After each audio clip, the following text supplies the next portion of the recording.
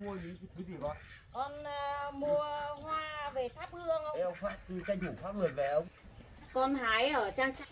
Con này, sao con có đi cắm hoa để ông đi sắp đấy nhá.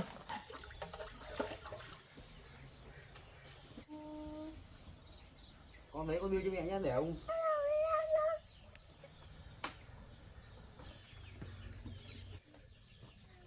Cứ để đây tí nữa con về con mặc. Ông ơi. Chưa.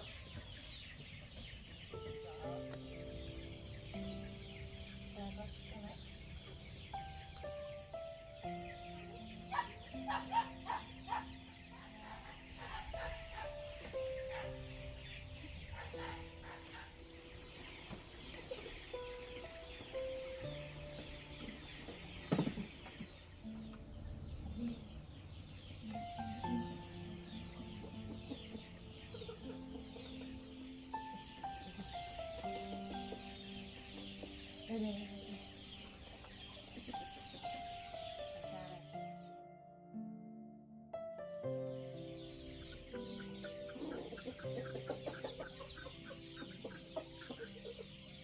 Cho cháu đi học muộn chị ạ.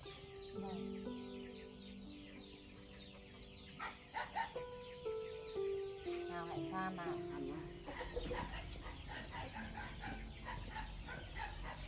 Ông ơi cứ để đấy tí nữa con cho ăn cho. Thôi chị cho cháu đi học đi để ông cho ăn. Ông cho ăn ngủ một tí là xong mà. Mất ngày sáng.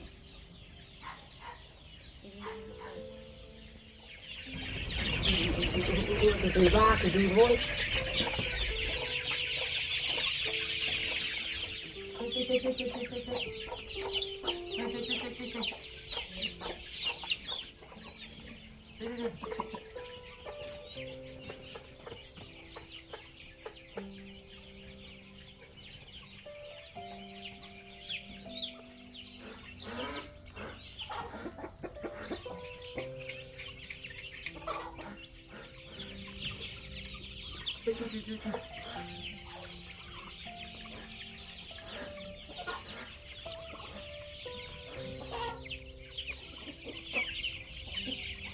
Ăn đi.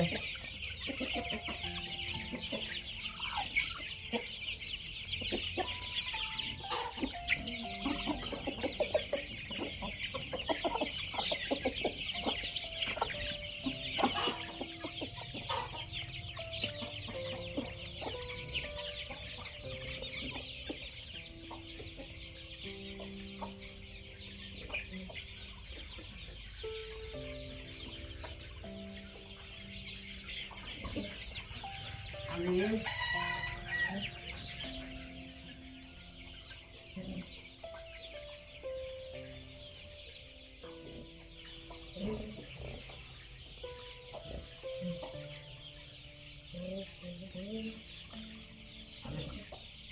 Ăn no đi nhá. No đi nhá.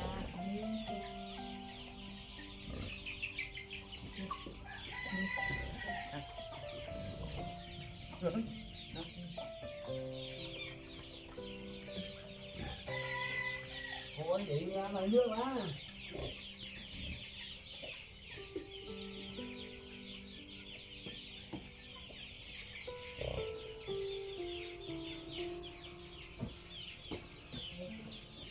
Cho gà ăn giờ lấy nước cho gà uống.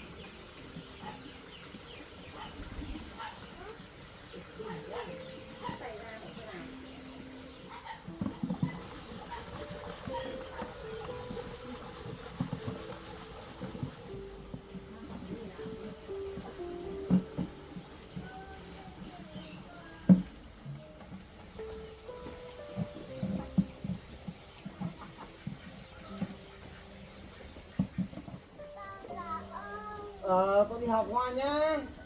Ừ, con đi học nhá. Xe đi lên xe đi tí nữa chân bẩn hết rồi. Nhá, mẹ đưa con đi học nhá.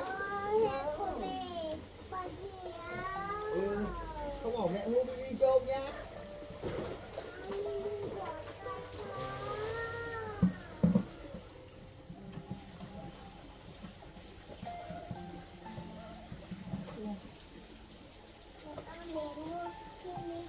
Bẩn hết thầy.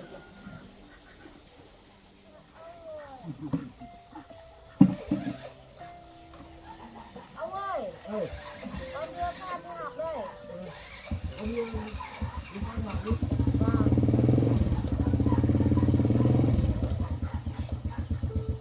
Đi làm cái gì hả?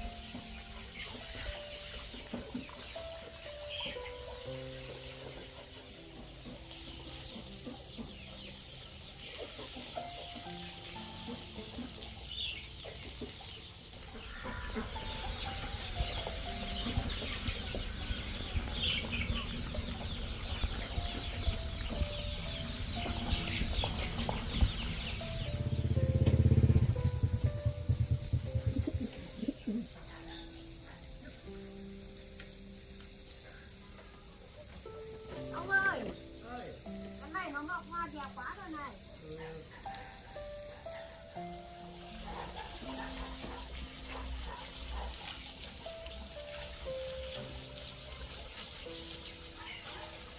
Ông cho làm gà ăn hết rồi à? Ông cho loại gà xong hết rồi. Con ạ.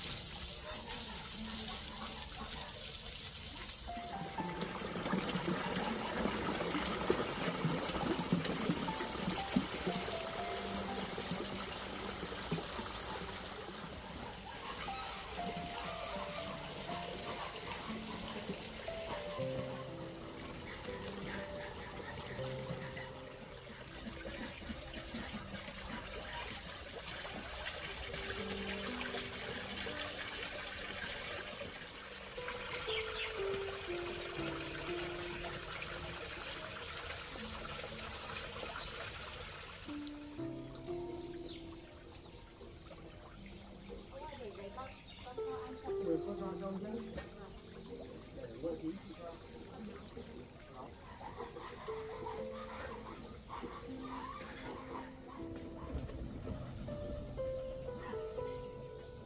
Còn nóng lắm không ạ?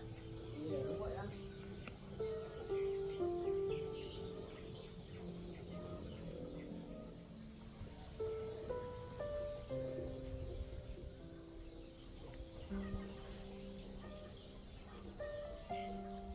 Ông ơi, Ơi. con ăn nốt bát mì sáng nay đã. Sáng đang ăn dở con ăn nốt, không tí cháo nó nguội thì con cho chó ăn. Sáng thì ông ăn rồi cho bạn sang đi ăn ba rời sẽ ăn nó cho xong đi. Vâng.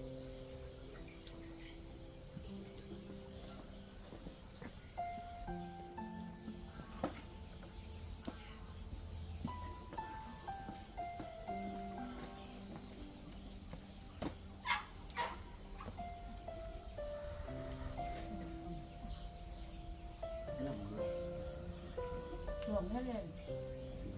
Để nó nguội. Để nó nguội luôn. Vội cho cháu đi học để nó nguội. Ăn nói bỏ bàn nó bẩn. Thế rồi. Ông ăn thích ăn. Xem đấy vừa lau cùi đây. Cùi ở bị rất lâu rồi.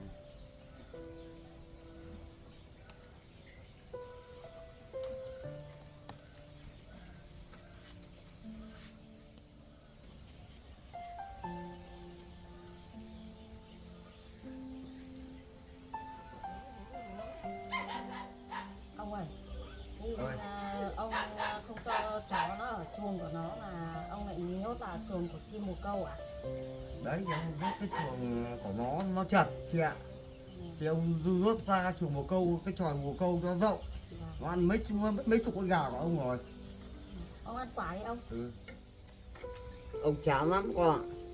Ông cũng không muốn đốt nó đâu nhưng mà nó ăn mất mấy chục con gà của ông rồi.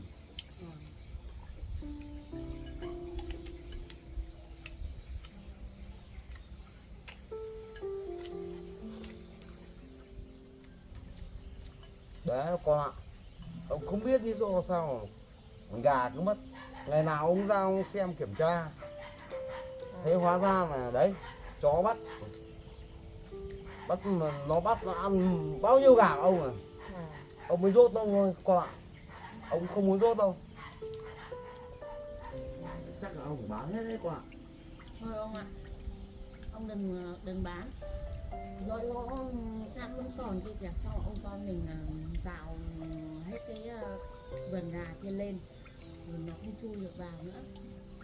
Thế chị nói vậy thôi ông để ông con mình nuôi nhỉ. Nuôi cho nó vui cửa vui nhà ông ạ. Bán con tiếc lắm ông ạ, con không muốn bán đâu. Thôi con nói vậy để nuôi.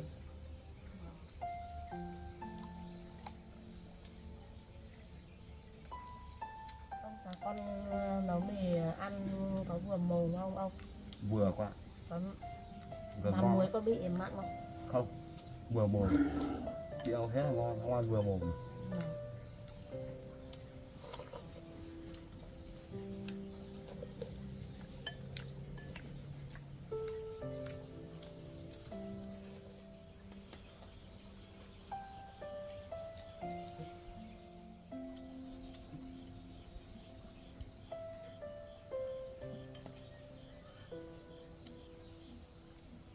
có rào vòng quanh này nữa.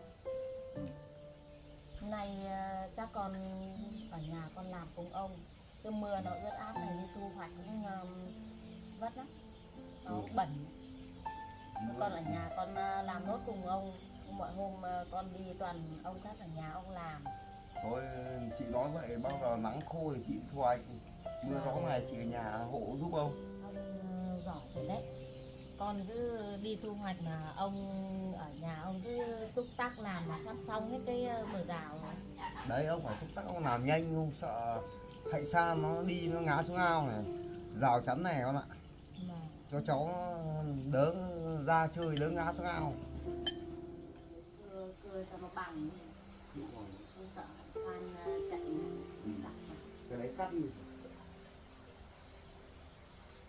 má đốt cửa ngoài này, đúng không? Má đốt cửa này, ở ngoài trong cái cành này, cửa gỗ.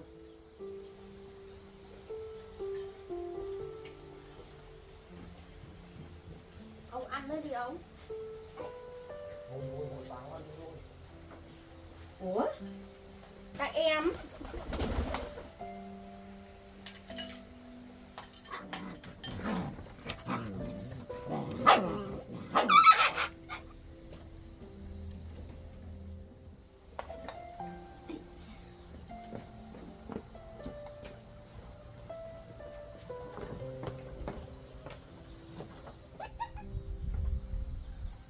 Đây.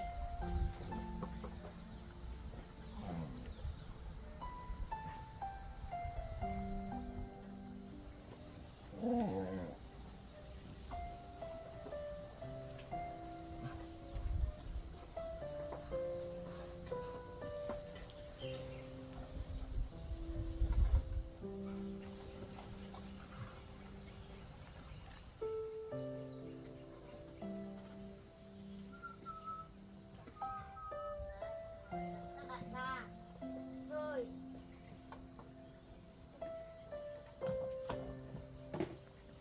Đâu đi ra đây.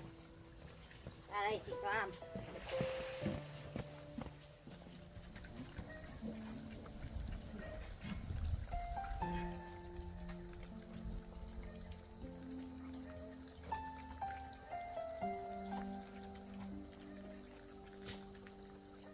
Cháu gái có anh đấy, cái Nhật Bản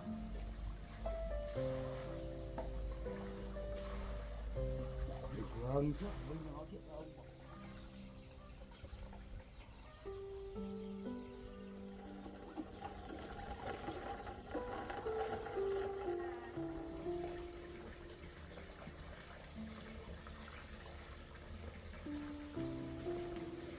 Đây, của các đồng chí đây. Mời các đồng chí ra sơi.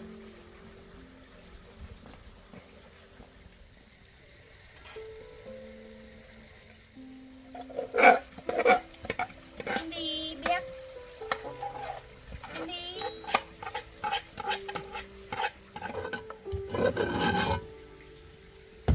Nào, ra ăn đi nào.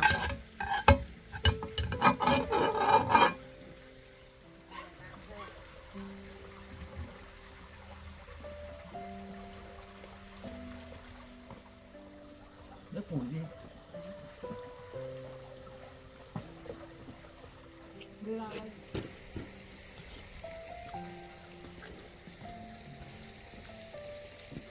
Khi mình rửa mấy con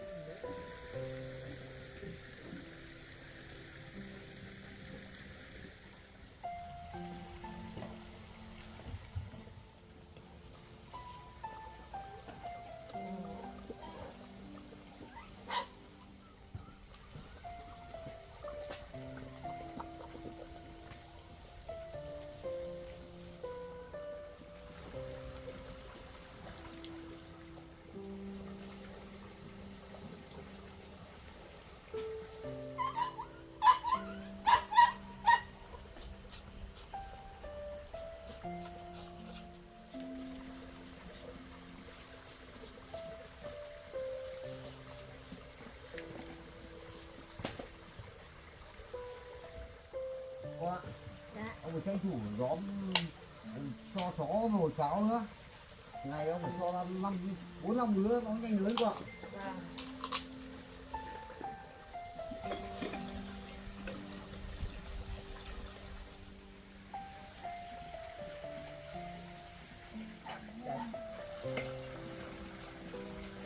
Ông nổ là nhà bếp là giỏi nhất. Đấy, chạy rồi đấy.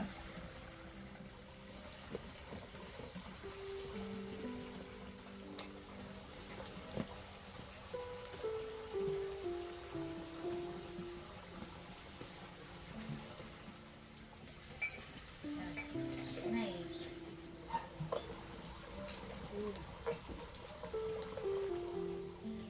ông ơi, con rửa chén xong rồi, nó tạnh mưa rồi, con đi thu hoạch đây ông ơi. Mà chị ông sang nó có cái vườn. Ông về ông cây củ làm cái rào. Đâu?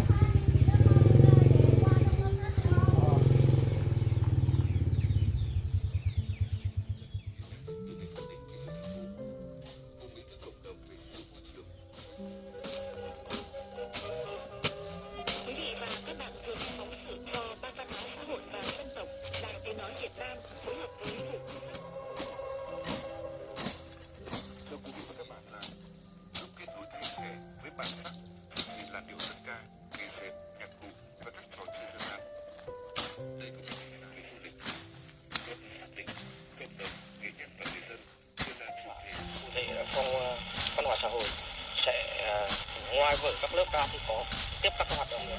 Hiện tại thì mới tổ chức chính quyền địa phương hai cấp các hoạt động mà đã thành công thì cũng sẽ phải quan tâm đến nhân rộng đến nhiều địa bàn. vừa tạo thêm thu nhập cho đoàn viên.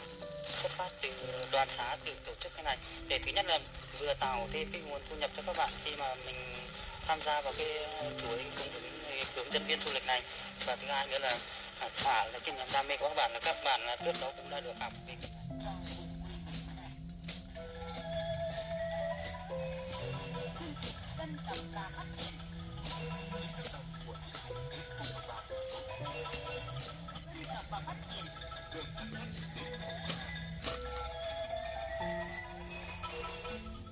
Thưa quý vị và các bạn, cùng với mục tiêu phát triển giá trị văn hóa gắn với kinh nghiệm, theo tinh thần chung trong nhiều bộ luật và đề án của Đảng và Chính phủ như luật du lịch, luật thủy sản, vừa phát triển kinh tế địa phương. Làng văn hóa Đô Lô Trải xã Lũng Cú nổi tiếng với vẻ đẹp những bức tranh cổ tích dưới chân cột cờ quốc gia. Trước đây, đời sống của bà con ở đây chủ yếu dựa vào trồng ngô, chăn nuôi nhỏ lẻ. Nhưng vài năm trở lại đây, nhờ du lịch cộng đồng, bộ mặt làng đã thay đổi.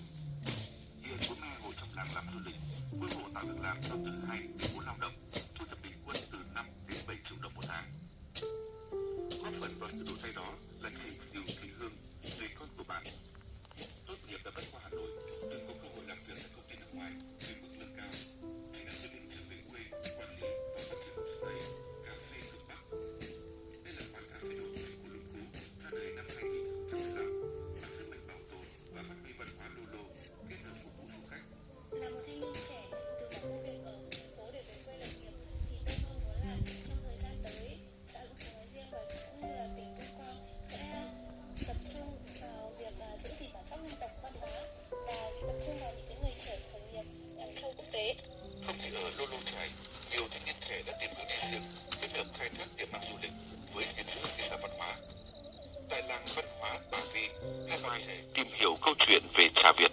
Thì bản thân tôi thì sinh ra từ cao nguyên đá và tôi thấy cái trà của Hà Giang là rất là ngon. Trà Nông Phìn với lại trà ở các cái điểm như Tây Côn Lĩnh thì cũng thuộc Hà Giang và trà rất ngon. Thì tôi cũng có ý tưởng là muốn khách du lịch người ta lên đến đây là người ta được thưởng thức như trà Việt. Tôi mở cái phòng trà là theo phong cách trà Việt, là ngồi quanh bếp lửa để những khách người ta đến là ngồi nướng khoai hay là nướng ngô rồi đó để uống trà. Cái con của miền sinh ra lên tại miền đá thì tôi nhận thấy là các cái sản phẩm trà của Hà Giang thì còn rất nhiều là tiềm năng để phát triển. Tuy nhiên là hiện tại thì vẫn chưa được nhiều người biết đến. Do vậy là tôi đã quyết định cùng với anh Hoàng Vũ là xây dựng lên một cái mô hình trà để giới thiệu với tất cả bạn bè trong nước và quốc tế đến và để thưởng trà và thưởng trong một cái văn hóa là thuần Việt. Ở Nậm Đăn, xã Quản Bạ, cảnh sát thiên nhiên Viên Khương kết hợp với văn hóa Dao, đậm nét đã trở thành nền tảng để Nguyễn Đỗ Mười cùng người dân thành lập hợp tác xã du lịch cộng đồng Nậm Đăn. Từ vài hộ ban đầu, nay đã có 28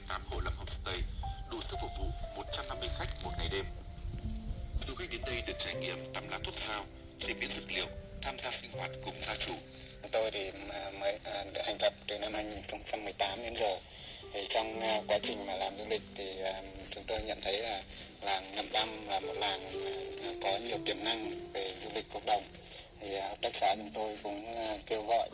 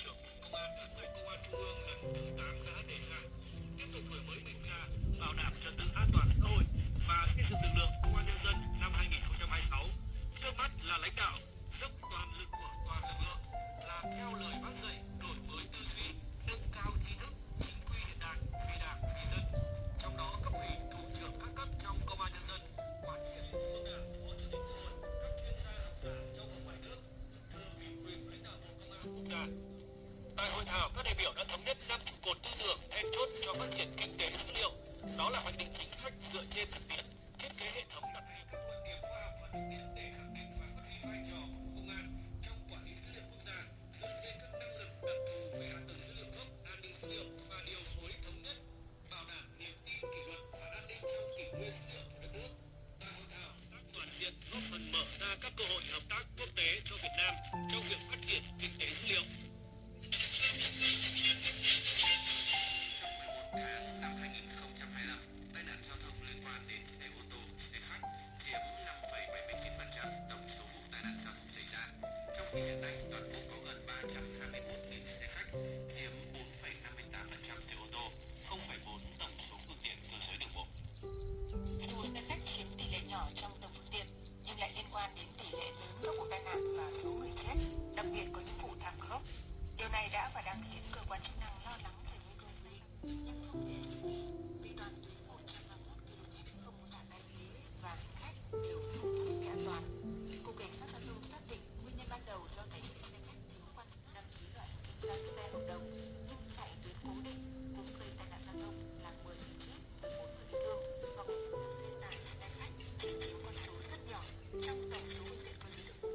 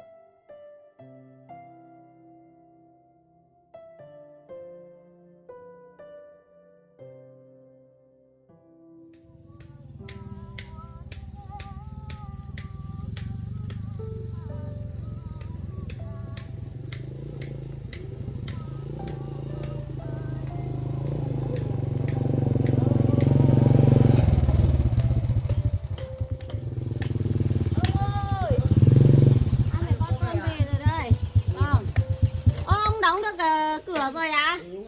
Ôi xem cụ anh nào đóng cửa nào. Chà chà chà chà.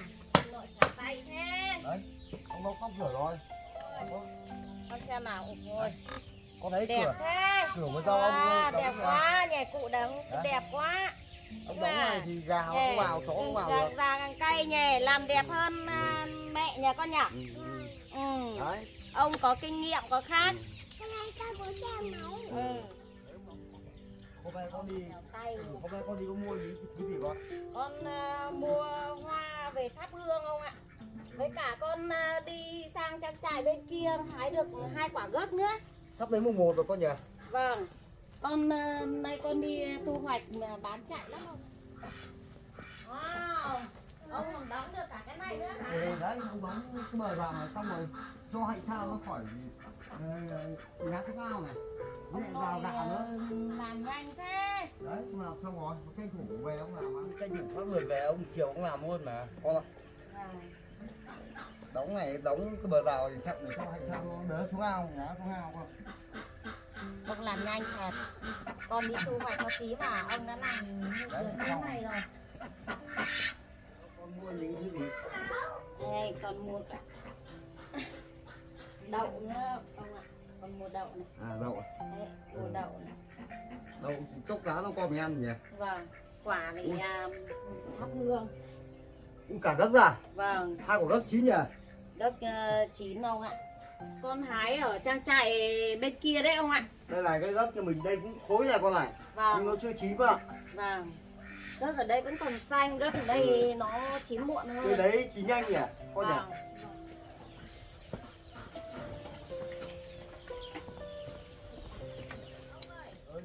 Ê, con mua ít Con mua à? hoa mai với lại hoa đào không ạ? Mai con dính vào đây này. Ba con dính như này à? Vâng, để cho nó có không khí Tết. Chuẩn bị Quá đẹp nhỉ? chuẩn bị Tết dương lịch rồi không ạ? Sắp đến Tết dương lịch rồi nhỉ? Con này, sao con mua làm gì cho tốn tiền?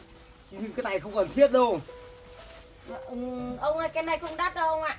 4 túi này có 20.000 thôi. Chắc là hàng tồn của họ năm ngoái ấy. Hàng cũ ấy. Mua này Họ không bán hết rẻ bao nhiêu lắm. tiền đâu gì con? Vâng, họ bán rẻ lắm.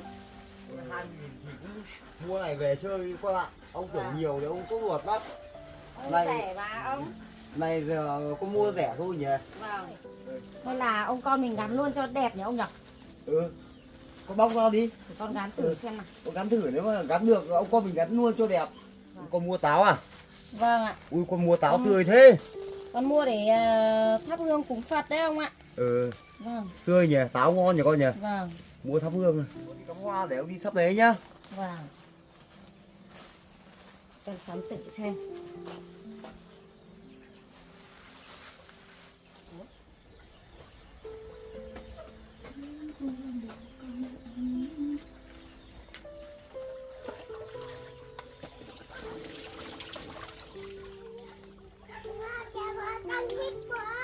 Thích quá hả? Đẹp không?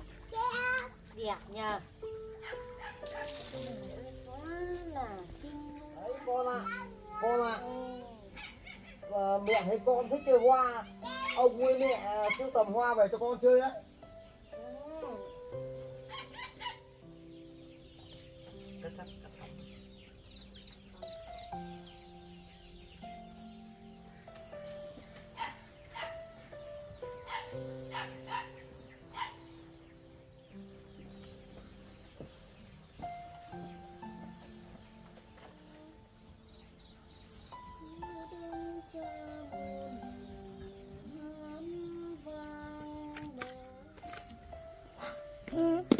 Đây mà mẹ. Mẹ ơi, con. Thế này ông này, nhìn con cắm vào cái nào là nó rực rỡ cái đấy luôn này ông này. Đẹp nhỉ? Đẹp không? Đẹp. Đẹp luôn ông nhỉ? Đấy con đưa cho mẹ nhé để ông. Mẹ ơi, mẹ ơi, mẹ ơi. Ai con có mẹ này. Á,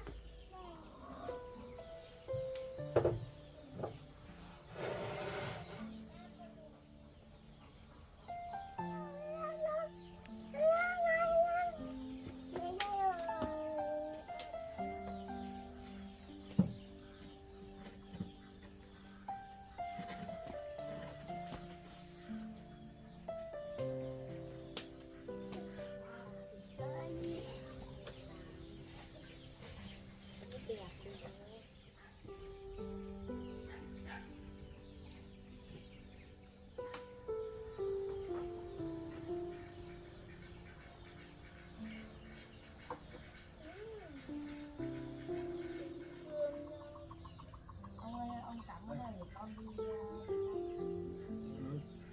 Cọc đấy.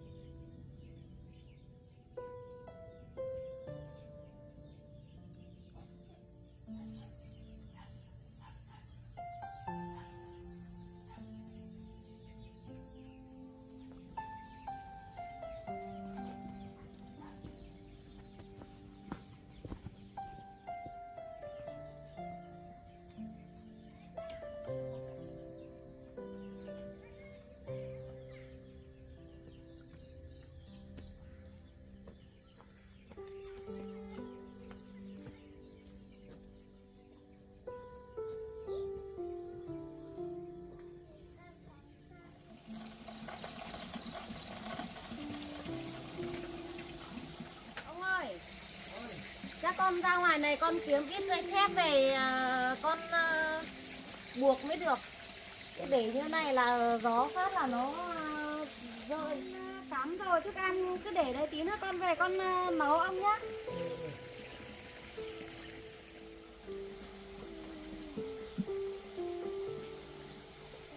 Ăn quả mùi.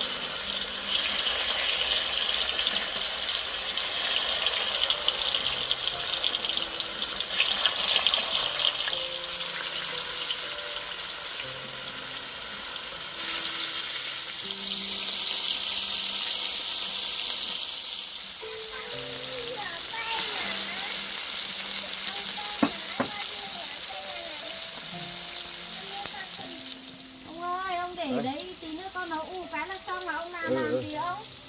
Ông làm đâu? Con cứ làm đi, cắn hoa đi.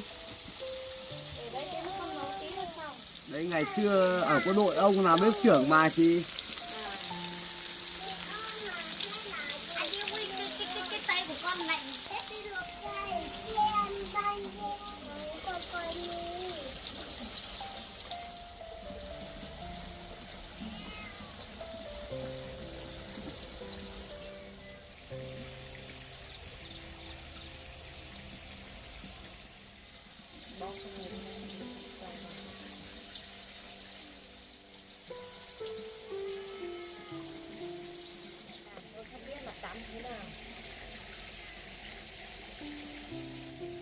Nhìn làm hơi đồ.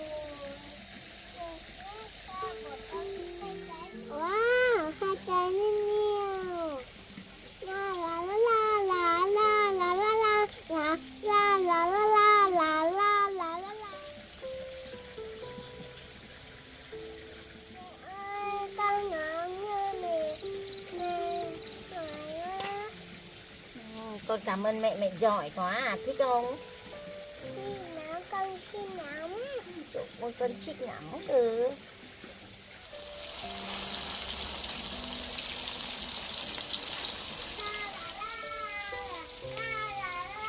Ông ngày xưa là ông là anh nuôi hả ông? Ông ngày xưa anh nuôi.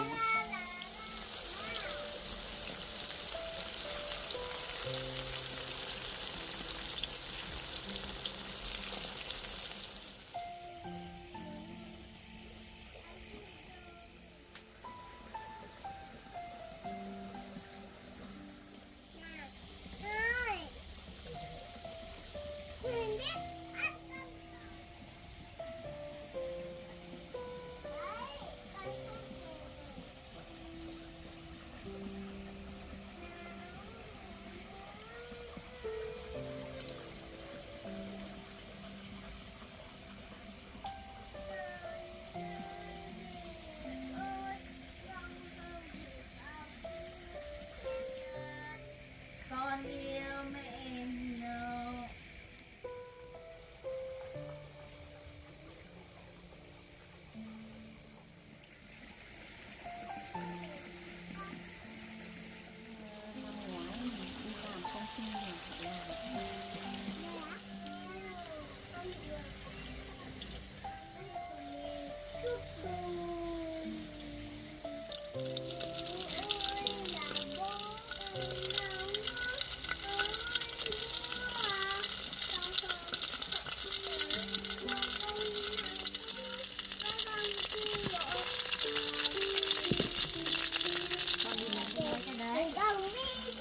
Không, lấy cái bên kia kìa. À thôi, không lấy được đâu. Ví kia rồi.